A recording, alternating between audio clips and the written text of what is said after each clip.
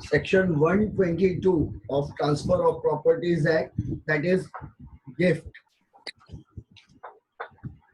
Gift is a transfer of certain existing movable or immovable property made voluntarily and without consideration by one person called the donor to the another person called the donee and accepted by or on behalf of donor. अभी तक हमने जितने भी transfer of properties में देखे, contract में देखे, one thing is necessary, that is a consideration. Without consideration, there is no transfer of property. Without consideration, contract is not valid. However, in gift, there is no consideration. The gift is given by donor to donee out of some love, affection, gratitude, anything, but without consideration means जब भी आप अपनी तरफ से किसी और को gift करते हैं, इधर मूवेबल प्रॉपर्टी और इमूवेबल प्रॉपर्टी, ऐसे कंडीशन में आप उससे पैसे नहीं लेते. जब भी आप नॉर्मल छोटे रिवर्स में देख लीजिए, जब भी आप किसी को गिफ्ट करते हैं तो गिफ्ट के पैसे आप उसी इंसान से नहीं लेते. वही चीज बड़े सिनेरियो में भी है कि जब भी आप अपनी प्रॉपर्टी गिफ्ट करते हैं किसी को, आइदर मूवेबल और इनमूवेबल, तो ये विदाउट कंसिडरेशन होना चाहिए. कोई भी बार्टर सिस्टम भी नहीं, कोई भी मनी पेड नहीं, कोई भी कंडीशनल प्रॉमिस पे नहीं कि आज मैं गिफ्ट दे रहा हूँ, कल मेरे को इसके पैसे दे देना. ऐसे कोई सिस्टम पे आप नहीं करते. Then it is known as a gift. जो गिफ्ट देता है उसको डोनर कहा जाता है, जो गिफ्ट लेता है उसको डोनी कहा जाता है. समटाइम जो गिफ्ट ले रहा है वो अवेलेबल नहीं है, तो उसके बिहाफ में कोई उसका रिप्रेजेंटेटिव गिफ्ट ले सकता है. कोई भी person authorized by that donee, he may accept the gift for donee. Acceptance going to made, such acceptance is made during the lifetime of donor while he is still capable of giving. कई बार ऐसा होता है कि donor ने बोला कि मैं आपको 10 लाख रुपए गिफ्ट कर रहा हूं, और उस समय आपने ये ऑफर एक्सेप्ट नहीं किया, तो जब तक डोनर जिंदा है तब तक ये ऑफर वैलिड है. आप जब चाहें तब इसको एक्सेप्ट कर सकते हैं. ओके, लेकिन जब तक डोनर जिंदा है तब तक. अगर डोनर ने खुद रिवोक कर लिया तो मैटर वहीं खत्म. अगर रिवोक नहीं कर रहा है तो जब तक वो जिंदा है तब तक. और दूसरी कंडीशन है कि जब तक वो वैलिडली एक्सेप्ट करेगा तब तक. जस्ट अ मोमेंट, जब तक वो गिफ्ट जिंदा है तब तक वो गिफ्ट देने की कैपेबिलिटी में है. या कई बार होता है कि आज वो आपको बोल रहा है ये गिफ्ट मैं आपको देता हूं, लेकिन फ्यूचर में शायद वो उस लायक ना हो, उसकी वो कैपेसिटी ना बचे. ऐसे में वो आप फोर्सली उससे वो गिफ्ट ले नहीं सकते. एट ए टाइम या तो एक्सेप्ट कर लो. अगर आपने उस ऑफर को पेंडिंग में रखा हुआ है कि मैं बाद में एक्सेप्ट करूंगा, बाद में आपका लेने का मन हुआ लेकिन जो डोनर है वो अब इनकैपेबल है, ऐसे कंडीशन में आप वैलिडिटी नहीं रह जाती है इस गिफ्ट की. एक्सेप्टेंस या तो टाइम पे दो, जब तक जिंदा है तब तक दो वो डोनर, और उस डोनर की कैपेसिटी हो तब तक दो. Okay. If the donee dies before the acceptance, gift is void. यहाँ पे हेयरशिप वाला लॉ नहीं चलेगा.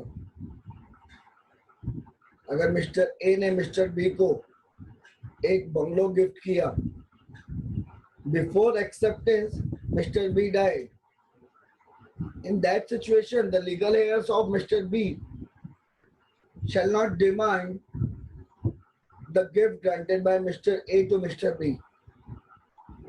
यहाँ पर If the donor dies, the instrument for gift is void. If the donee dies, instrument for gift is void. There is no chance of any introduction of new partner or new person, either donee or donor. Okay. Validity of gift. The gift deed executed by defendant in favor of plaintiff, but respect of a property of her deceased husband. Defendant was not legally wedded wife. She being concubine was not entitled to inherit property. Gift deed executed by her is not valid. Husband की property है, आपने succession act में देखा है कि window के पास power आती है 50% और बाकी बचा हुआ उसके बच्चों के पास जाती है डेथ डिजीज के. But after the death of the widow वो प्रॉपर्टी भी बची हुई बच्चों के पास जाती है. ऐसे में एक्सेप्ट स्त्री धन, the property earn gain by the wife from her husband, except Stridhan, again I am repeating, the wife is not entitled to devolve all the property to any third stranger. Okay, ऐसे में अगर वो कोई gift deed करती है तो वो void ab initio होगा या voidable भी मान सकते हैं अगर जो अदर डिसीज जो अदर सर्वाइवर्स हैं उनकी कंसेंट मिलती है तो. How the transfer is effected under section 123 of Transfer of Property Act. For the purpose of making a gift of immovable property, the transfer must be effected by the registered instrument signed by or on behalf of donor and attested by at least 2 witnesses. ये document जो instrument बनेगा, it must be a registered, signed by the donor or his attorney or any person appointed by the donor in presence of 2 witnesses.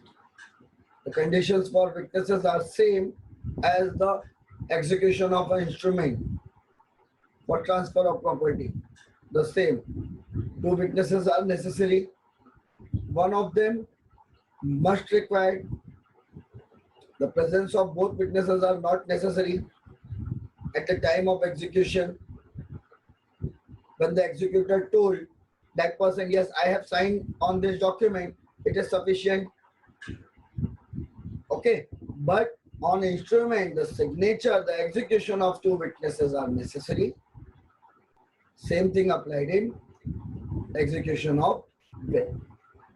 For the purpose of making of a will of a movable property, the transfer may be effected either by the registered instrument signed as aforesaid or by delivery.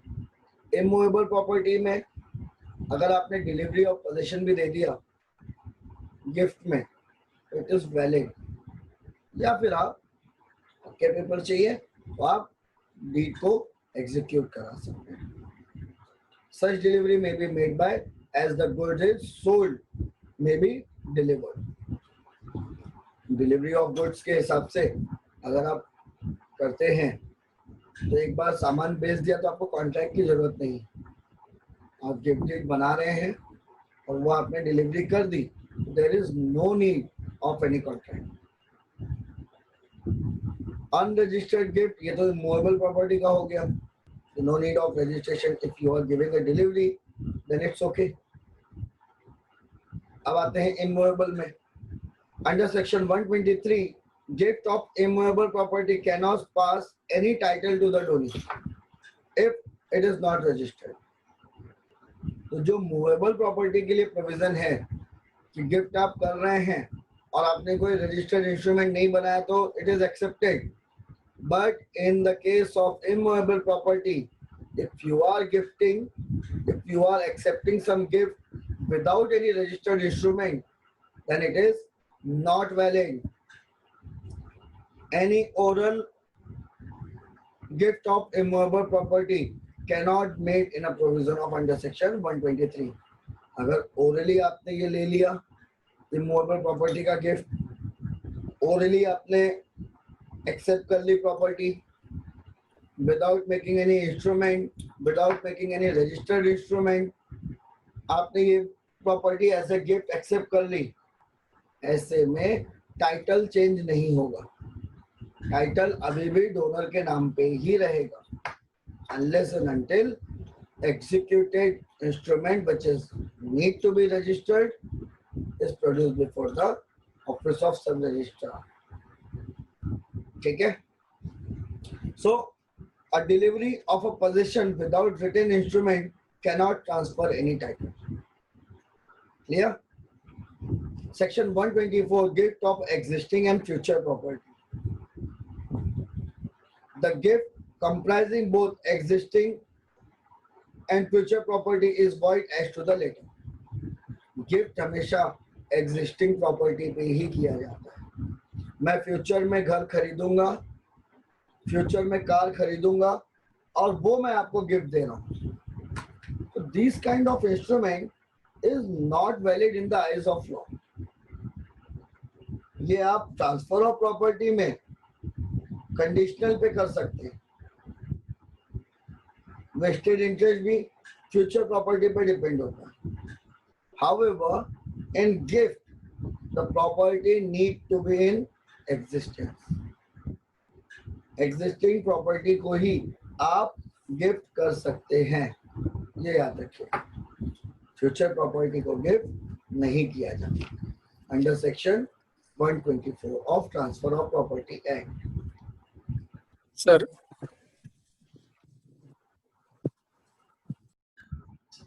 Section 125, gift to the several person of whom one does not accept. आपने एक gift को, एक property को कई लोगों को gift किया, कई सारे लोगों को किया, उनमें से अगर एक नहीं करता उसको एक्सेप्ट, तो ये गिफ्ट वॉइड होगा सिर्फ उस बंदे के लिए जो एक्सेप्ट नहीं करता. Suppose mister A is gifting his property to Mr. B, C, D and E equally. That is at the ratio of 25% to each. If Mr. B is not ready to accept, he refuses to accept. In that situation, the portion that is the 25% portion of Mr. B is again back to the donor and remaining one C, D, E में equally transfer हो जाएगा. तो जो accept नहीं कर रहा है सिर्फ उसके कंडीशन के लिए ये गिफ्ट वॉइड होगा, बाकी लोगों के लिए वैलिड होगा by using apportionment. Section 126, when the gift may be suspended और रिवोक. कोई भी गिफ्ट सस्पेंड कर सकते हैं, रिवोक कर सकते हैं. कब? द डोनर एंड डोनी में agrees on that happening of any specified event which does not depend on the will of the donor, a gift shall be suspended or revoked. But a gift which is the parties agree shall be revoked wholly or in part at mere will of the donor is void wholly or in part as case may be. Means suppose Mr. A ने Mr. B को अपना bungalow दिया as a gift कि आप यहाँ पर एक अनाथों के लिए स्कूल चलाइए. मिस्टर बी ने वहां पे स्कूल ना खोलकर होटल खोल दिया. ऐसे में mister A that is donor has a full and absolute right to suspend that gift instrument, to revoke his promise. ये याद रखिएगा, गिफ्ट अगर कंडीशनल टर्म के लिए दिया जाता है, एब्सोल्यूट पावर के साथ नहीं दिया जाता, और अगर वो चीज ऑन अ हैपनिंग और non happening of event, the gift may be suspended, may be revocable and it is valid in the eyes of law.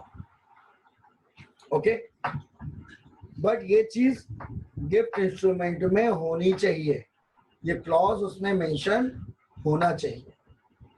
A gift may also be revoked in any of the cases, save bond of failure of a consideration, which, if it will contract, it might be resigned. ठीक है? Save as aforesaid, a gift cannot be revoked. क्योंकि conditional payment अगर आप करते हैं, consideration अगर आ गया, तो इट इज नॉट गिफ्ट। याद रखिएगा, इसलिए जब बीइंग एज ए एडवोकेट, जब आप ये सारे इंस्ट्रूमेंट प्रिपेयर करते हैं, गिफ्ट डीड बना रहे हैं, तो याद रखिएगा कभी भी कंसिडरेशन पार्ट आप मेंशन नहीं करेंगे, neither past nor present nor future. कहीं पे भी कंसिडरेशन अगर आपने मेंशन कर दिया तो ये जीरो हो जाएगा, gift deed is not valid. Then in that situation, section 126 will not apply. क्योंकि ट्रांसफर ऑफ प्रॉपर्टी क्या कहता है, once the property is transferred, then it is absolute right. But as per 126, if the property is gifted by donor to donee, under that condition, that the gift instrument will be suspended, the gift instrument shall be revoked on a happening of a thing, on a happening of an event by donee. In that case, ये gift आपका revoke हो जाएगा और bounce back हो जाएगा to the real owner, that is to the donor. Okay, nothing contained in this section shall be deemed to affect the right of the transferee for the consideration without notice. Consideration अगर है तो gift deed में नहीं आता, consideration part आता है तो फिर ट्रांसफर ऑफ प्रॉपर्टी एक्ट के थ्रू जो आप ट्रांसफर करते हैं, तो वहां पर there is no any bar, there is no any restraint to retransfer. Okay, section 127 onerous gift. When a gift is in a form of a single transfer to the same person of a several things which one is and the others are not burdened by an obligation, the donee can take nothing by gift unless he accepts it fully. Part of the gift दिया है आपको, full gift उन्होंने दे दिया, Downey ने part accept किया तो वो gift नहीं माना जाएगा, आपको होली एक्सेप्ट करना पड़ेगा। फॉर एग्जाम्पल, अगर मिस्टर ए ने आपको मिस्टर बी को एक प्रॉपर्टी गिफ्ट की, लेकिन साथ में ये भी कहा कि एडजेसेंट लैंड जो गार्बेज फील्ड है वो भी आपको लेना पड़ेगा, तभी ये गिफ्ट वैलिड होगी। तो ऐसे में मिस्टर बी एडजेसेंट लैंड को छोड़ के सिर्फ ये लैंड लेंगे तो it is not allowed, mister B को दोनों प्रॉपर्टी लेनी पड़ेगी। आई बात समझ में?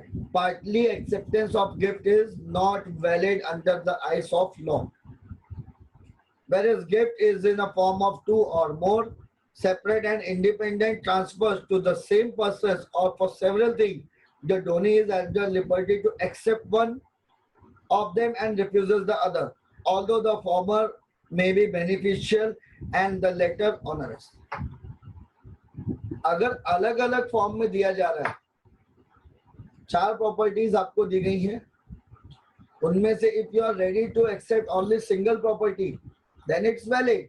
बट अगर ये कंडीशन हो कि चारों को एक साथ लेना है, तो ऐसे कंडीशन में सिर्फ एक प्रॉपर्टी लेके आप छूट नहीं सकते, फिर आपको चारों लेनी पड़ेगी। लेकिन अगर चॉइस दिया हुआ है then it's totally depend upon will and wish of the donee. Onerous gift to the disqualified person.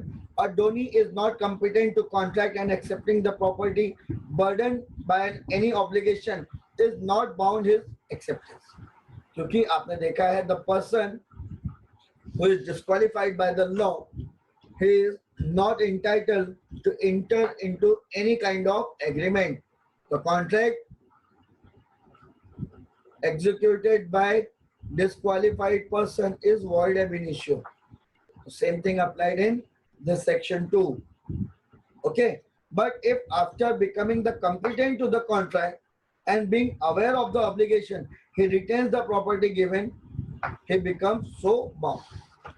लेकिन ये गिफ्ट अभी भी ओपन है, इंस्ट्रूमेंट अभी भी ओपन है, जैसे हमने पहले देखा टिल द डेथ, अगर रिवोक नहीं होता और ये पर्सन जो कॉम्पिटेंट बाय द लॉ बाद में बनता है, ऐसे कंडीशन पे ये इस गिफ्ट को एक्सेप्ट कर सकता है।